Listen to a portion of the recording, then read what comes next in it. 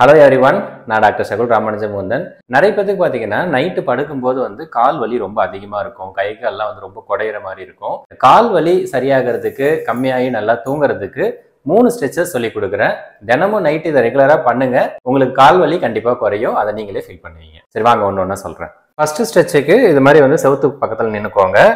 காலை ஒரு காலை ஃப்ரண்ட்ல இது மாதிரி செவுத்துல வச்சுக்கணும்.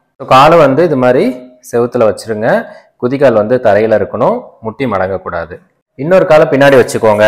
முட்டி மடங்காம அப்படியே ஃப்ரண்ட்ல வரணும். அப்படி ஃப்ரண்ட்ல வந்தீங்க அப்படின்னா உங்களோட காலோட பேக் மசில்ஸ் நல்லா ஸ்ட்ரெச் ஆகிறத நீங்க ஃபீல் பண்ணுவீங்க.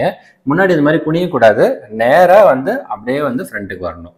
இது மாதிரி வந்துட்டீங்க அப்படின்னா அந்த மசில்ஸ் ஸ்ட்ரெச் ஆகும்போது 10 செகண்ட் அதே மாதிரி ஹோல்ட் பண்ணணும். 10 செகண்டுக்கு அப்புறமா இன்னொரு காலை அதே மாதிரி வச்சுட்டு நீங்கள் ஸ்ட்ரெயிட்டாக இது மாதிரி வந்தீங்க அப்படின்னா இந்த பின்னாடி இருக்கிற இந்த காஃப் மசில்ஸ் நல்லா ஸ்ட்ரெச் ஆகும். 10 செகண்ட் ஹோல்ட் பண்ணணும். இது மாதிரி 2 கால்லையும் 10 தடவை பண்ணணும். இது பண்ணி முடிச்சதுக்கப்புறம் ரெண்டாவது ஸ்ட்ரெச்சுக்கு நீங்கள் செவுத்துல ஒரு சப்போர்ட் கையில் வச்சுக்கோங்க.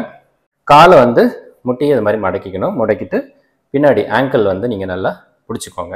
இப்போ நான் சைட்லேருந்து காமிக்கிறேன். ஸோ நல்லா இது மாதிரி சைடில் பிடிச்சிட்டு நீங்கள் ஸ்ட்ரெயிட்டாக பார்க்கணும். இந்த இடுப்பில் காலை ஃப்ரண்ட்டு கொண்டு வரக்கூடாது.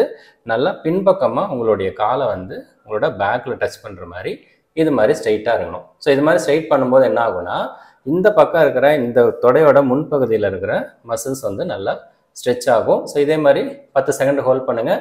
ஹோல்ட் பண்ணிவிட்டு ஃப்ரீயாக விட்டுருங்க. அடுத்து அதே போல் பார்த்தீங்கன்னா ஆப்போசிட் கால், அதாவது ரெண்டாவது காலும் நல்லா மடக்கி இப்படி பேக்கில் கொண்டு வந்தீங்க அப்படின்னா தொடையோட அந்த ஃப்ரண்ட்டில் இருக்கிற மசில்ஸ் நல்லா ஸ்ட்ரெச் ஆகும். ஸோ இந்த 2 ஸ்ட்ரெச்சும் ஒரு சைடும் 10 தடவை பண்ணணும்.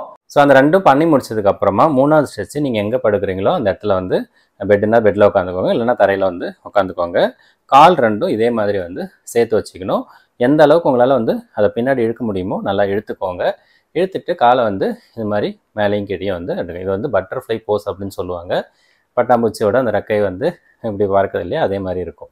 ஸோ இது மாதிரி நீங்கள் நல்லா கீழே வரைக்கும் கொண்டு போனீங்க அப்படின்னா தொடையோட இந்த உள் பக்கத்தில் இருக்கிற மசில்ஸ் நல்லா ஸ்ட்ரெச் ஆகும். பட்டர்ஃப்ளை போஸில் பார்த்தீங்கன்னா ஒரு 25லேருந்து 30 தடவை நீங்கள் நல்லா மேலேயும் கீழேயும் ஸ்ட்ரெச் பண்ணுங்கள். ஸோ இந்த 3 ஸ்ட்ரெச்சஸும் ரெகுலராக நீங்கள் பண்ணிவிட்டு நைட்டு படுக்கிறீங்க அப்படின்னும் போது உங்களுக்கு அந்த கால் குடையிறது, கால் வலியெலாம் நல்லாவே ரிலீஃப் ஆகும்.